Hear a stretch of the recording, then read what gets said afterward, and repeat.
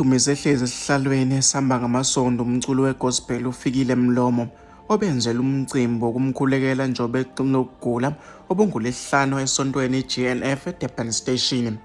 Lo mculi ukhishwe esibhedlela ngendlela eyispecial ngoLesihlanu okuzabe ingxenye yalo mcimbi obugabe ngendumiso, isijumayelo nomkhuleko.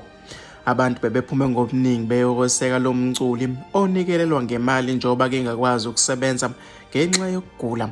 Ekhuluma nephephandaba Ilanga uthe namanje usamangele uthanda abantu abamkhombise lona.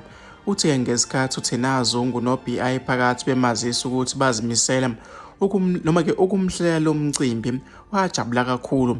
Kodwa ke uthi ke engalindele ukuthi kuzoba ke kuleli zinga obukulona okunye ke okungumanga noma ke okummangazile. Uthi ke indlela abantu abamnikelele ngayo uthi ubonga ke akapheze. Ufikile uthe ke uselindele noma ke uselinde odokotela bamazisa usuku azohlinzwa ngalo. Uthe njoba ke sehamba ngesihlalo esinamasondo akasasizwa ke esingezansi sakhe, ukugula ke sekumenze wabandikindiki isingezansi. Uthe ke okwenze ngoLesihlanu kumnika ithemba lokuthi ke ukuhlinzwa kwakhe kuzoba impumelelo.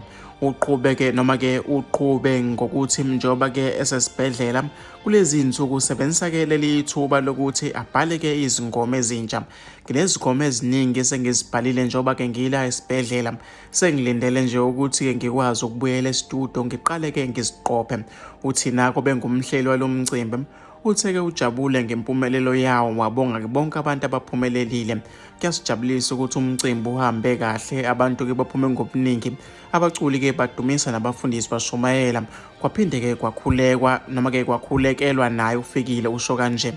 Uthe ke kuyamthokozisa ukuthi ngalo mcimbi bakwazile ukuqoqa imali engango 75,000 yamarandi noma ke abazonikelela lo mculi.